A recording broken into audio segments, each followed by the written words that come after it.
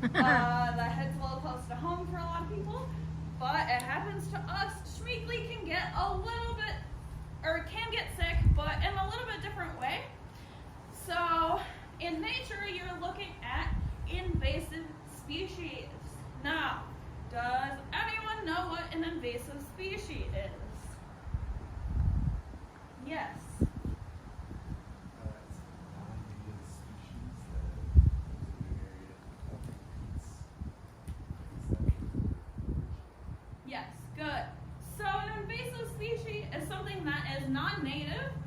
So good keyword there, non-native to the area, and they can come and take over the area just because those plants and animals aren't used to it being there. So thank you for that. Hi, my name is Kindra. I am a student here at the university, and I'm a practicum student. This is my last semester. My major is wildlife education, so obviously I love wildlife, but the environment kind of goes with wildlife. So I'm very passionate about that.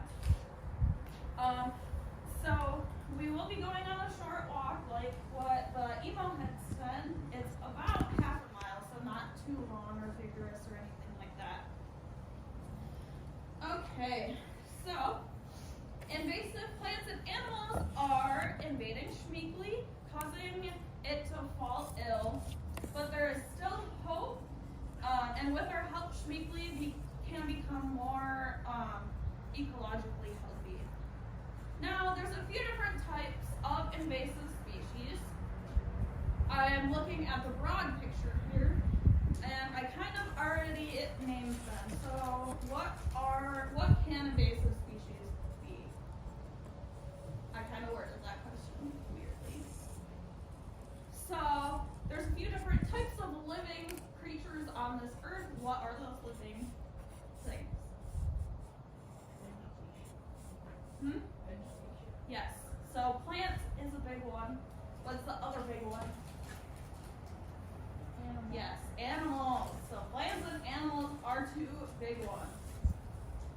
My first little section, I am going to be talking about animals, and then we'll go on to plants afterwards, because if you look around, Schmeeckle has a ton of plants. Obviously, I'm not going to go and chase down a bunch of invasive species animals. That's going to be really difficult, and I'm not going to do that. Unless you want to, go for it, but I'm not going to. So I'm just going to be talking about animals, and then we're going to go discover the plants.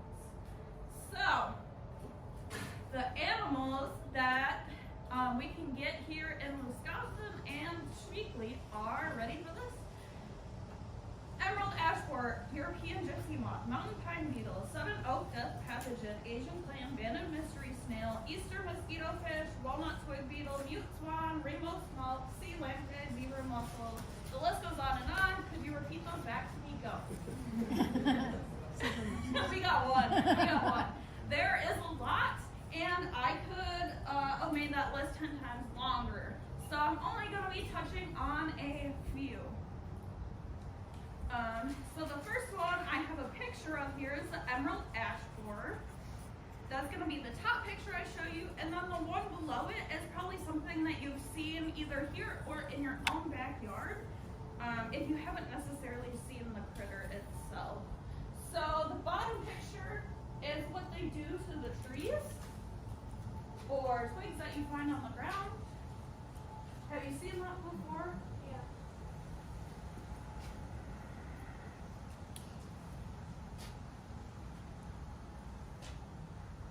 I'd be surprised if you've seen the actual green guy. I haven't, but I've definitely seen the bottom one. Where have you seen it? Out here or somewhere closer to home? Yes? No? Out here, yep. I've seen it a lot out here. I don't think I've seen it in my hometown, but mostly out in bigger natural areas I've seen them. The next one is a bigger creature that I personally haven't seen, and it's because it's a newer invasive species. And their populations are currently rising in this area, but it is called the mute swan. So that is the guy that I have highlighted, and this is just how to differentiate him from the other types of swans. So he's invasive. Yes. So he is a waterfowl, and waterfowl migrate. So up here in summer, and then go down south for the winter.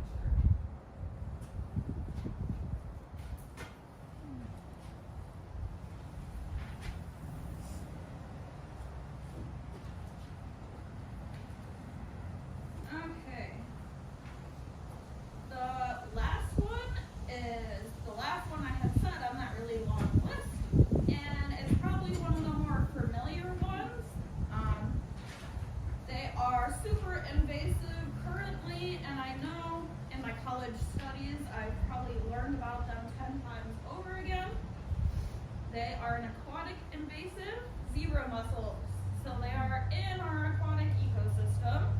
That's what they look like, and they kind of take over everything.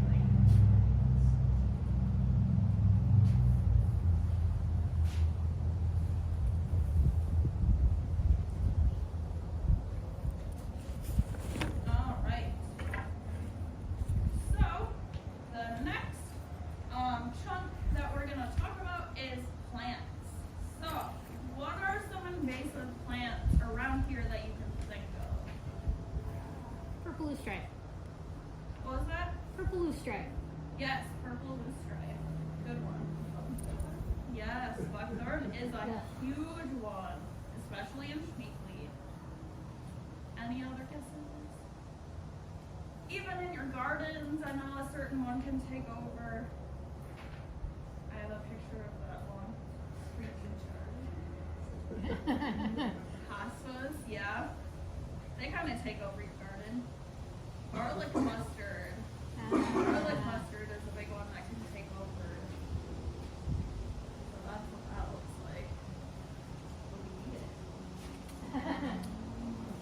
You can, yes.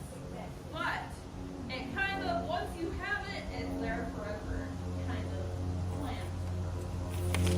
Okay, so this is where the little walk starts. If you would like to follow me, we have 3 different germs we're gonna find. So I'm gonna have you keep an eye out, and if you spot it, yell at me something, tell me, and we'll stop and talk about it. And I guess on the way there, think about how invasive species has impacted you personally. So it could be in your yard, or I know a few of my friends are in a club on campus that removes invasives, so you could think of that too. And I'll have you share a few stories. So you can follow me.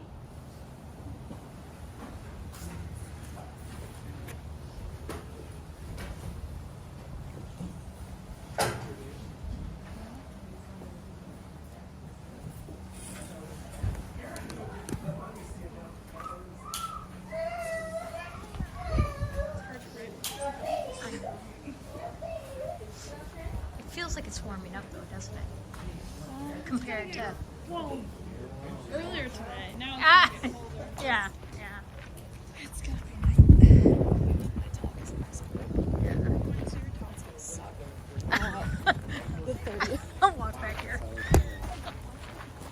Rest of the world, they talk to me all day and play games when she doesn't feel good. That's tomorrow. Well, you watch football? Well, I don't watch it either, but if you watch sports, and those big bully guys get hurt, they come out there and they're doing a load of something close to the team of their country mom. Not getting into that.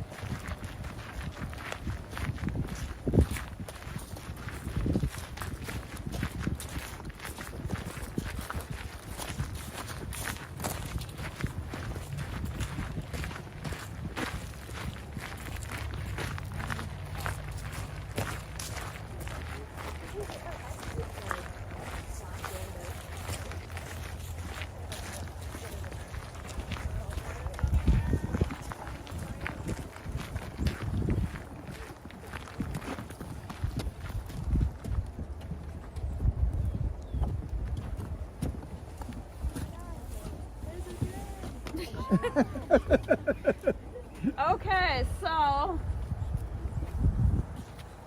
I don't know if anyone out there is like in the medical field or is interested about that. It's kind of cartoonish, but can you tell me what this?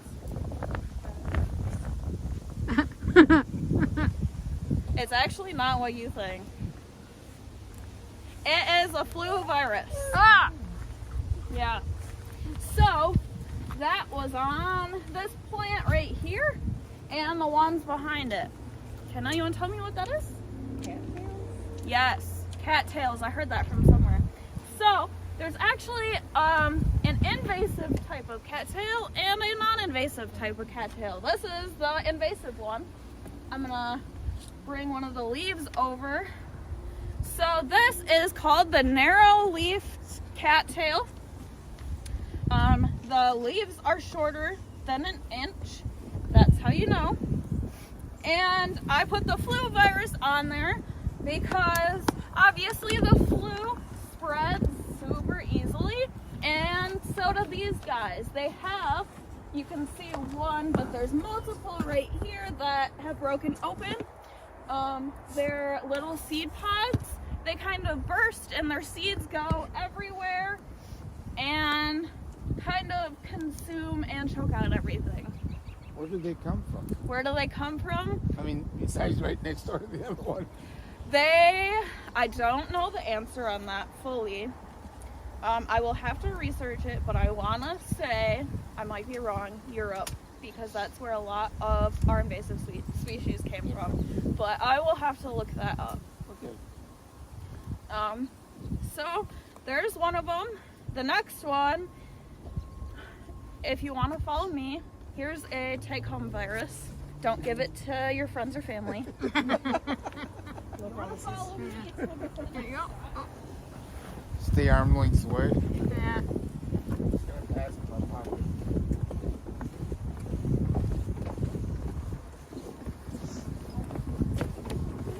Uh-oh. You? Put it in your pocket. It's like shedding virus. Our vocabulary's gotten so big in the last couple of years.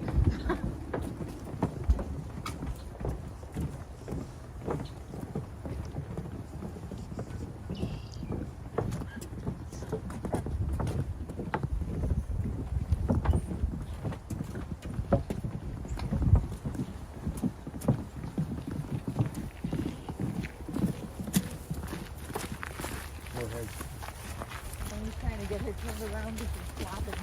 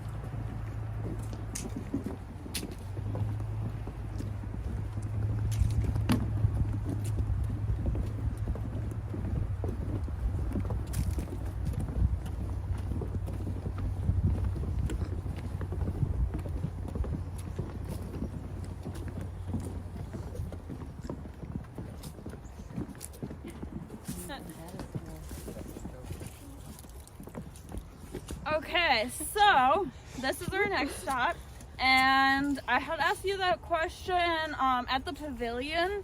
What are some experiences you've had with invasive species? Does anyone have any stories about them? Or just experiences that they've had?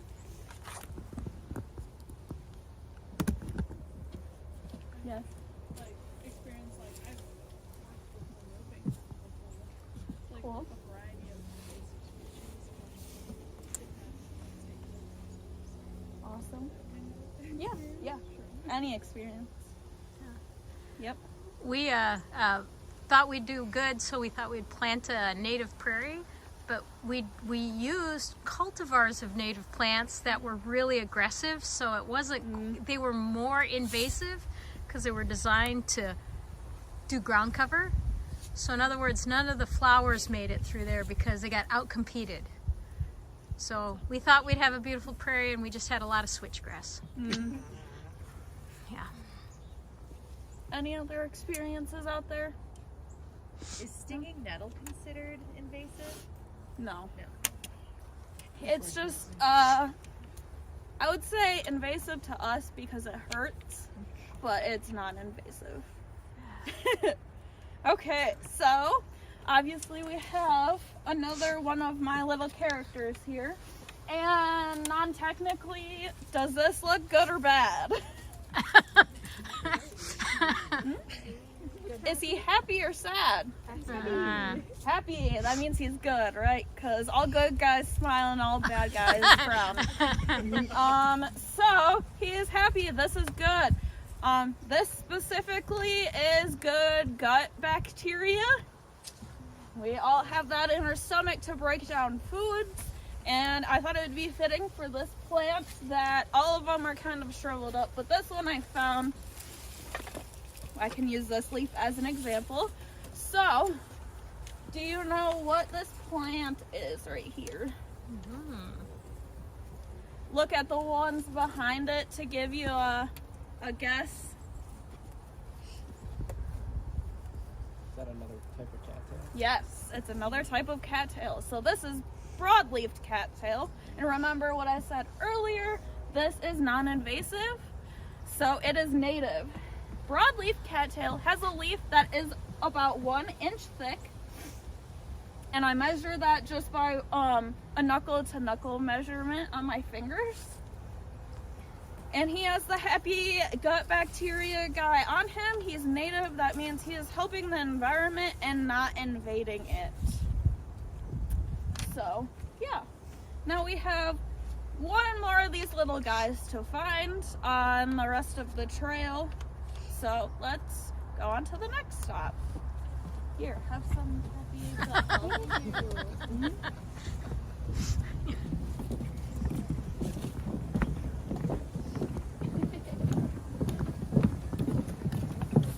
I'm behind you with the phone.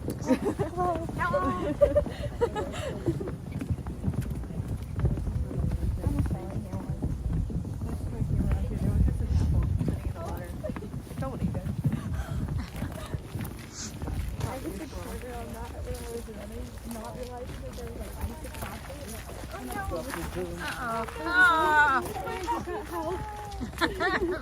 You get the happy one.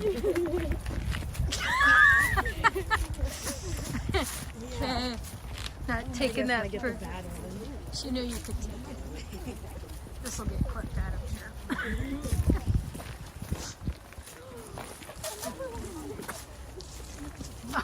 here. He fell, but that's okay. He was too angry. Okay, so who's this? The mucinex. Yep. This one I thought was hilarious. This was already stated once before at the pavilion as a type of invasive species. What is it? Just take a stab. Ha. I heard it over here say it. Yep, buckthorn, the good, great species that we all love. So, yes, buckthorn is a big species here, or invasive species here at Schmeeckle. Schmeeckle maintenance staff, and actually they partner with a club on campus that is called the Society of Ecological Restoration. They partner with them, and they actually come through and take down a bunch of buckthorn just because of how invasive it is. And we have the mucinex guy here because when you have, this is kind of gross, but when you have a lot of mucus, you're all congested, you can't breathe. Buckthorn kind of congests everything out, and so to speak. It takes over, so a bunch of native plants can't grow just because it grows everywhere and kind of chokes it out. So, buckthorn, one thing to properly identify it is you look at the bark, and you can all come close. I usually don't bite. You can look at the bark and see how it's all speckled.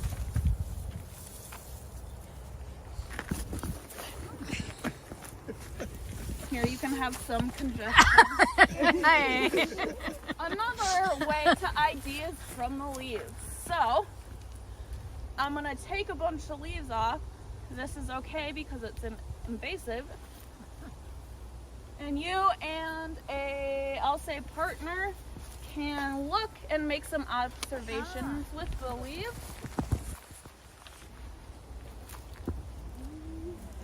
And then we're gonna share the observations.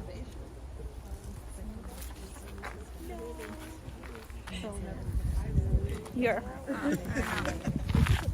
we go. You can hold it. I'll film. I know. This is actually really quite true. You guys have seen how your days are. You do this. You got a leaf. Yeah. You have one. Thank you. Thank you. Wow. Oprah. It's got Everybody gets a some leaf. pretty You want one? Yeah. edges, I guess. Yeah.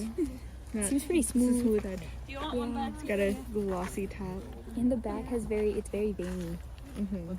But it's alternating veins. They're not. Okay, symmetrical. so looking at the leaf, what are some observations that you see?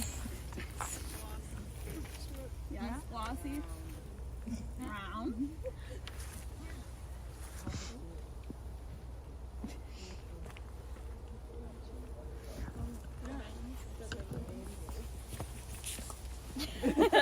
Any other observations over here? No? Yes? Okay. Yep. So one observation I heard over here was glossy, and that's because this species specifically is glossy buckthorn. So, but looking at the leaf, if you flip it over, it's easier to see. If you look at the venations, you notice how it mostly goes straight until the edge of the leaf and then it curves. Yep. And then, so that's one way to ID this plant. And then the other one is how round it is. So if you picture a maple leaf, how it has the lobes that go in and out and is jagged, these don't have any teeth on the edges. They're super rounded.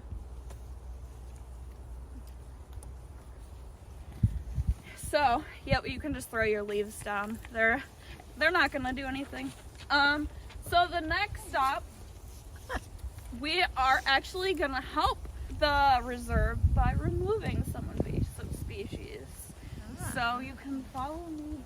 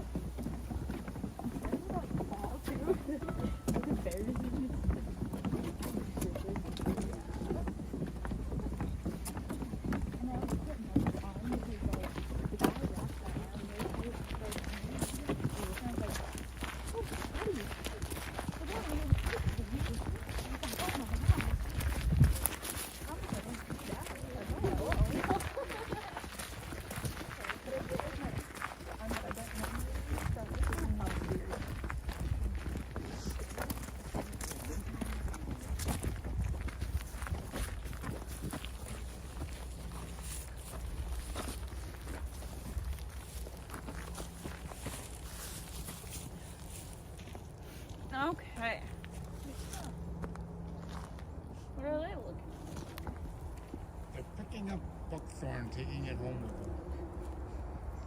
I don't know, they all of a sudden stopped behind me.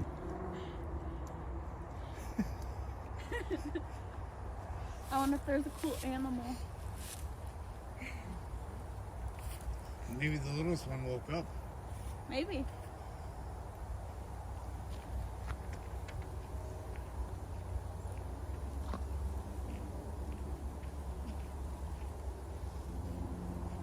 We're about halfway, so either way, you're about the same distance back to your Yeah.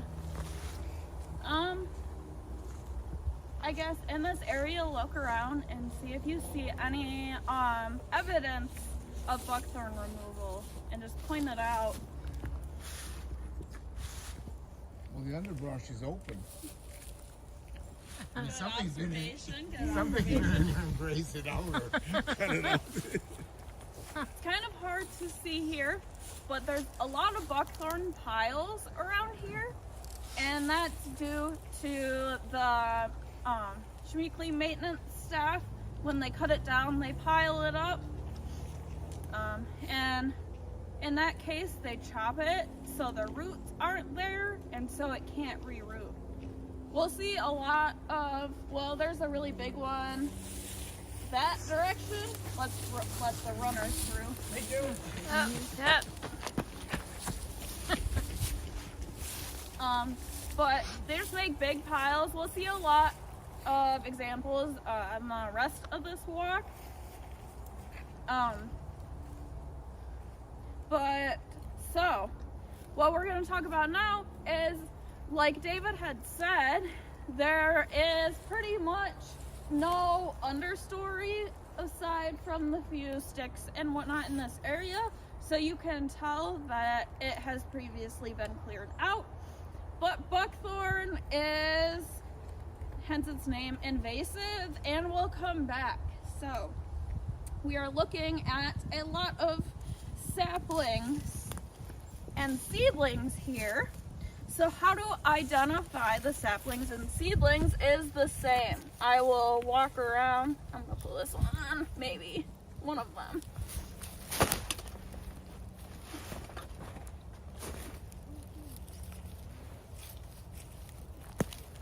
Okay, there my phone goes. So it's the same thing. You're looking at the speckled stalk and then the rounded leaf with that specific veination. Cool. They have tools to pull them out with. Sure. And then that specific leaf right there. If this wood's burned to the ground, good big roaring forest fire, would that kill that off? Or does it just keep coming back from the roots? You have good questions that I don't know the answers to. I'm gonna have to do a lot of research to that. Well, you know, That's a good question. I want to say you already saw it. That's a really good question. Yeah, I can't answer that one for sure. But the speckled stem and then the specific leaf here.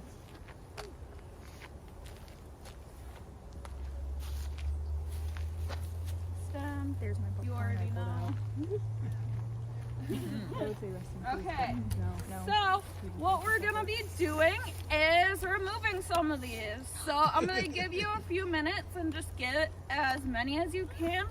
Obviously, we aren't chopping them off because they're so small, we're pulling them. So, if you throw them back on the ground, they're just going to re-root.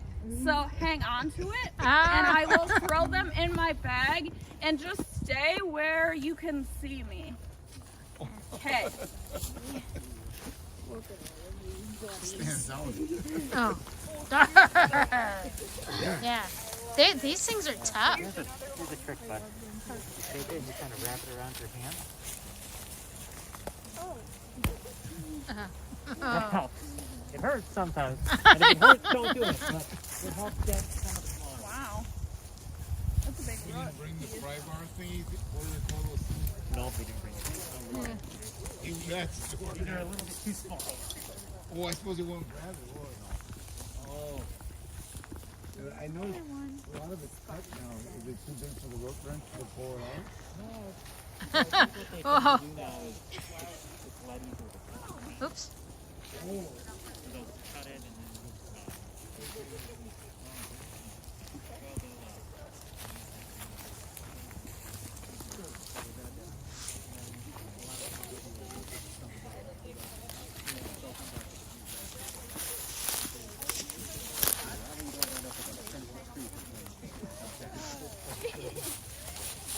I understand that.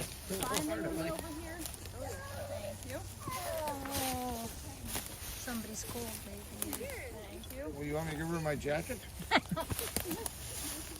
You make that arrangement. Yeah.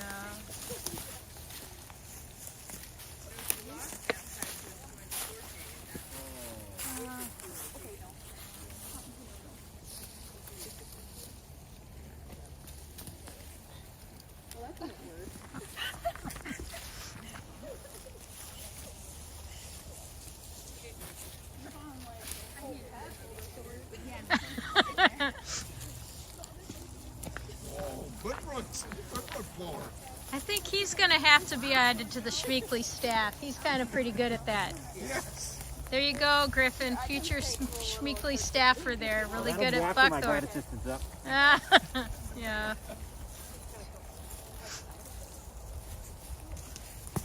You know, this is like the Hotel California, you know. I'm not following that. Oh, you know that song? Yes, I know the song. Yeah, you can check out, but you can leave. Leave. Yes. Yeah. Okay, I was trying to remember what we were trying to work at here. It's like Hotel California. Okay. Yeah. Yep. You can check out, but never leave. Okay, grab one to two more and then head back over here. Hold that thought. I need to situate myself.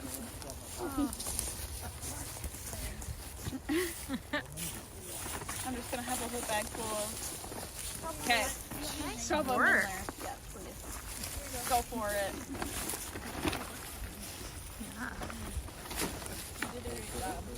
Those have big roots. You've done good. Okay, I'm gonna have to carry a few of these. Next, Asian My carp. bag. Well, how about in a boat. See how many you can catch. how about the little jellyfish in the lake? Oh yeah. That'd be interesting. We need waders and a few other things. We got some folks. We got someone planning to do a program with that. Okay. Yeah. Soon. Hold on to it. Okay, so Elena was kind of brought me this one here. Oh. So this kind of looks funky, but it was rooted like that. So you can see that these two little nubs here show that it was cut at one time, but because it wasn't properly treated, it started to regrow itself. So they can pretty much grow anywhere if they aren't done correctly. We have some friends. Okay. But Whoa! Wait for me. Wait for me. You gotta look close. that leads me on to my next little section is, I know there's a few over back that way. What happens if they're a little bit too big? And we can walk over to my next stop.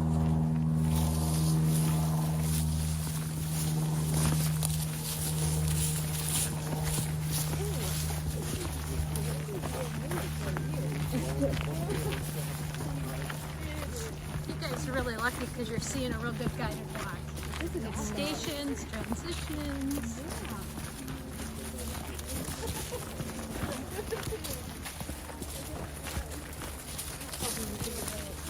Now I gotta like actually be better about my time-wise though and not go overboard. Yeah. You gotta love the enthusiasm though.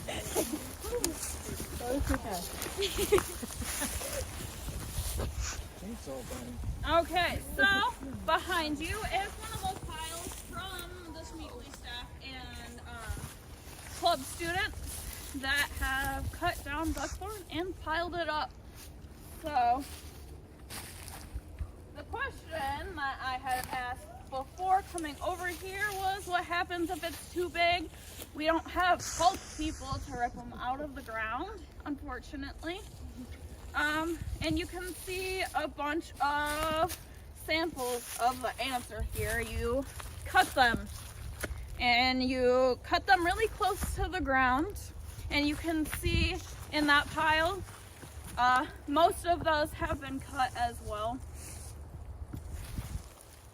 But basically, they are cut, and then if done properly, the top of the stump here is treated with herbicide, different, like a special blend, and it will stop it from growing. You can come through if you like. Okay, yeah, that's fine. And like the example that Elena gave me, if not treated with that herbicide, then it's just gonna regrow because it's very resilient. So if you really want to get the roots out, you can use this fancy tool. I heard David talking about it. Why can't we use that? You can only use it on bigger stuff, but it is called a weed wrench. And like its name, you kind of wrench the roots out of the ground. So what you would do is, it's very difficult, and I'm not actually gonna do it, is you would go like that, kick it into the ground under the roots, and kind of wrench it up. Does anyone want to give it a try on one of these? Any takers? Any takers? Come on, No? you guys. Do I have Yeah. to do it? Yeah. Yeah. Oh, yeah. You don't just try. I'll give you the just try. You don't have to succeed. But All right. All right. Okay. Yeah. Let the old guy do it. you can Yeah. choose which one you try it on. You know So what it just looks these like? It's stumps. exactly like the claw on a hammer. It looks like it would remove 2 nails at one time. You have to use it for that too. So let's go with this one. I would imagine you got to get underneath it Yep. and try to pry it up. Not quite close enough. Not close enough? All right, come on over. Yeah. Got a new guy. You know what happens when you offer a suggestion. I'm older than you, so I can smart off. Okay. Ah.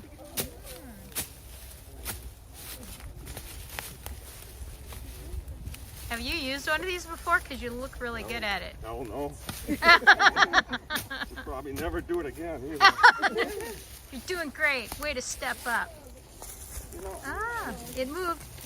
It moved. so what are we're trying to get the roots out of there, huh? Yeah. Wow. How much do the Schmeeckle ground staff get paid? Probably not enough. No matter what. They use the clamp one more. Oh, yay! One root. There you go. Thank you. Thank you for the Yay. demonstration. All right. See Thank you. That was fun. So, well, while Griffin was showing me this tool, they actually have one that has an axe on the other end of it, right? Not here. No? Well, they make them so then it would be easier to remove the roots. Because you mostly just want to remove the root ball, which is the main little section of it, and you're good. Okay.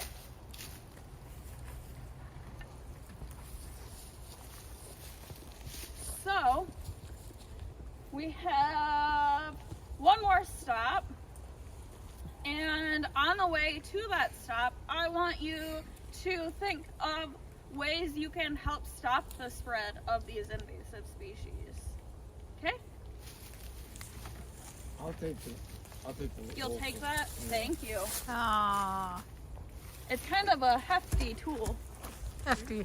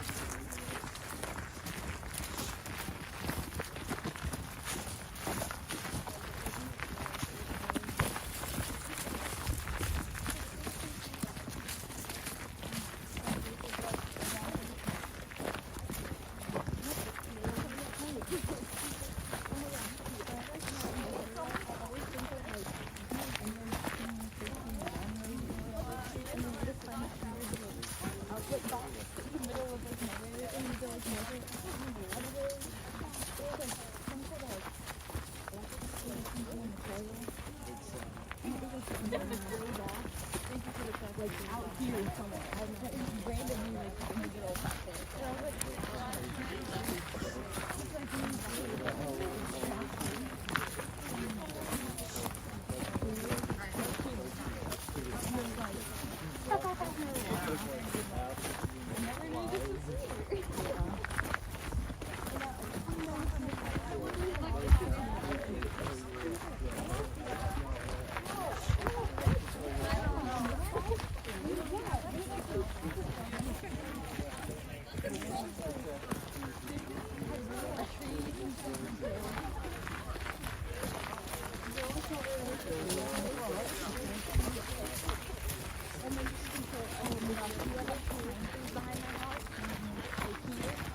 And my car is filled to the brim with ice.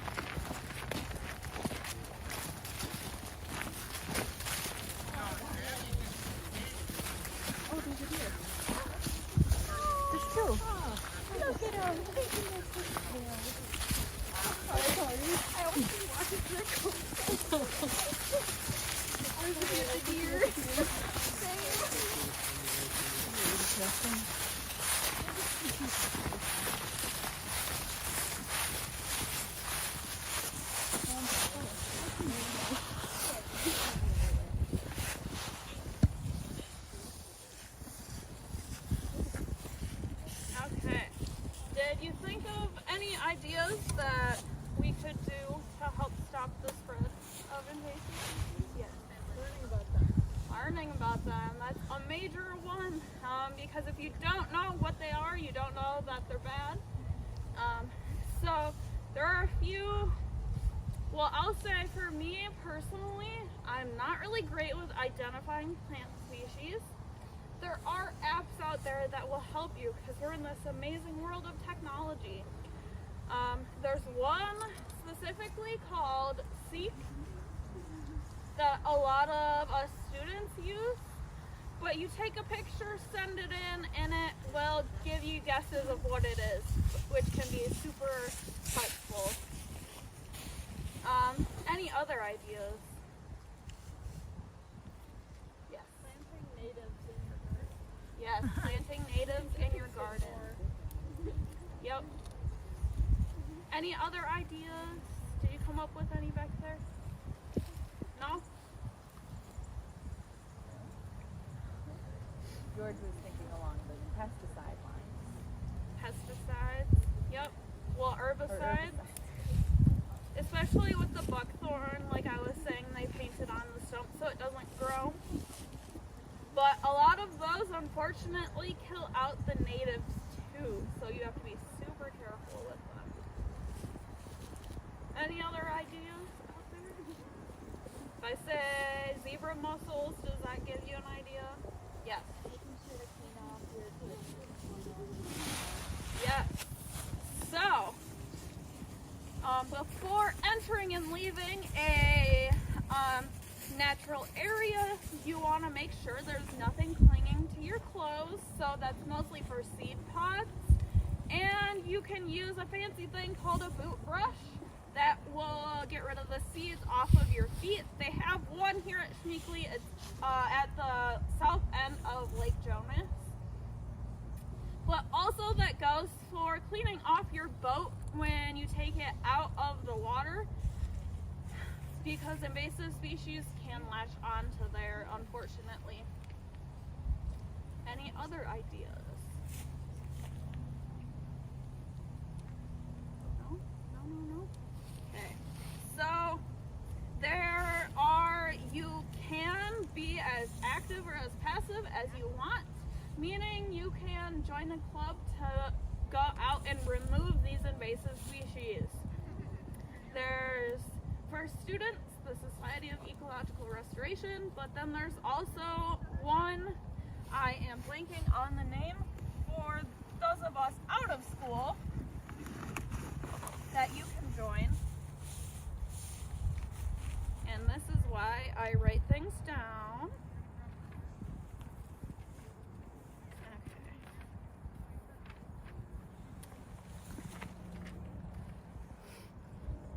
Okay, so you can become a partner of, it's called the Central Wisconsin Invasive Partnership, which Schmeeckle is actually a partner with them. So it's basically you're part of a team that together you can make a difference. Hello. Excuse me. And then Schmeeckle actually had an event a few weeks ago that was wreath making with the buckthorn. So you might be thinking, we do have a lot of piles of buckthorn out there. What the heck do we do with them? So the wreath making, hello. The wreath making is a good example. And then they also, the piles, they take a wood chipper out and just chip it and put it back into the woods. Because it can't re-root, you cut the roots off and treated it already. So it can go back out into the woods that way. Another thing, well, I want to touch on the topic of, obviously it can be super overwhelming and you might think, wow, there's a lot out there. What is one person gonna do? But if you put your mind to it and get into a group together, you can complete those tasks. So a good example of that is what's behind me is the oak restoration. So Schmeeckle really wanted to do oak restoration, and well, with the work of a team, a group, they were able to successfully do that. Yeah, they still put work into it, but they're able to. All right, so we just walked through a natural area. What should we do before leaving? Clean our shoes, good one. And I have a handy dandy boot brush over at the pavilion for us. So we can go ahead and use that.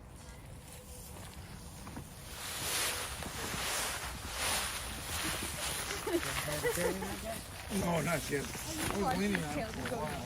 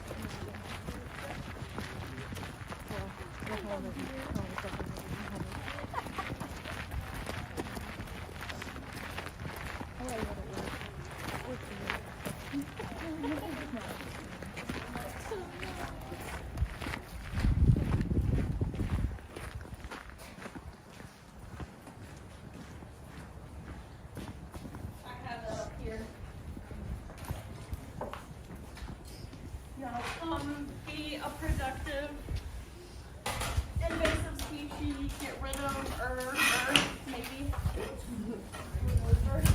Yes. Okay. It's not really that stable. You're gonna have to use one more foot to like 60. You can just lean that up against there. Thank you.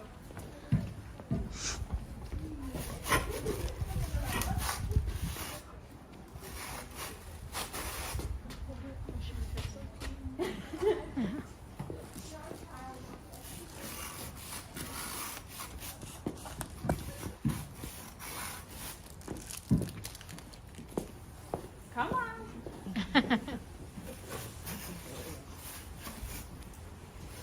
Like I said, I usually don't bite.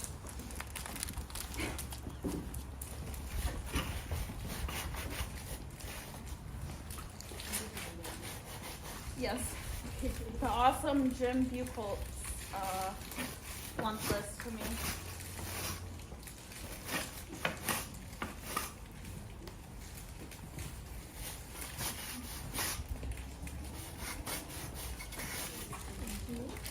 You do know they sell them with a tab that sticks out the side and you just stand and not put on a tab?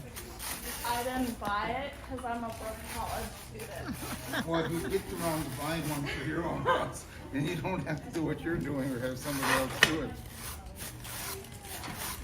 Or get a piece of pressure treated lumber and bolt the thing down to that. Yes. And bolt yes. that down to some 2x4s. Okay. Thank you all for coming. So to recap, we learned about some invasive animals. Well, learned about them because there's a lot.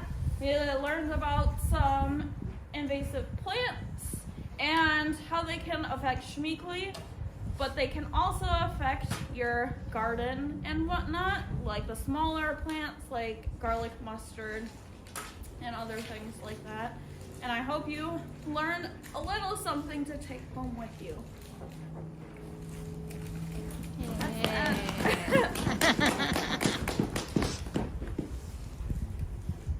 Any questions, I guess, if you wanna, and you can stick around, but you don't have to.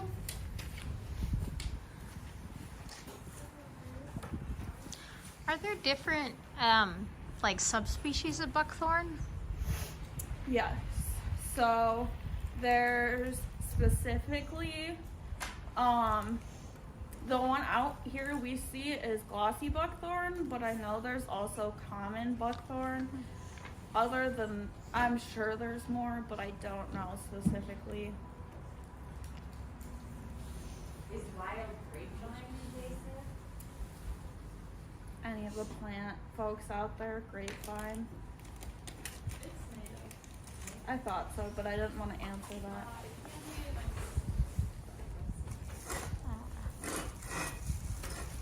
that. So sorry. Oh, Thank you, Griffin.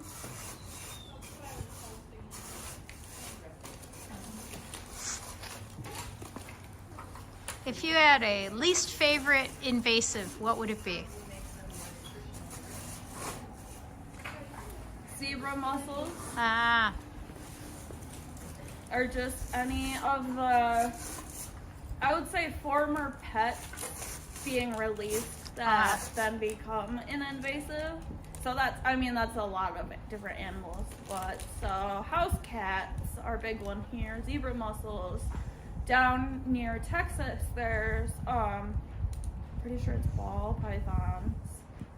I'm looking at the snake. No. They're in the Burmese pythons in Florida. Burmese pythons. There we go. one of those I bee will pythons. Say, though, those aren't primarily from escaped pets. It was actually a research facility that got torn down in 1992 Oh, yes. by Hurricane Andrew. And so everybody says it was the people that kept big snakes, but it was actually about 1,000 from the lab. Oh, that's good to know. They were kick surfing people. Also wild hogs. Ah, Yes. yeah, Yep. yeah. And they'll eat you. Yeah. You're just as mean as a bear. Might be meaner because they might actually do something. Yeah. Most bears move on. Yeah. 12 gauge. It's not a joke. I mean, you gotta face one of them, you gotta have something good. You better be a good shot with it because it's not stopping until it gets you. No, wild pigs. The boars with the big tusks, and they're jeez. not afraid of people. They do make good barbecue.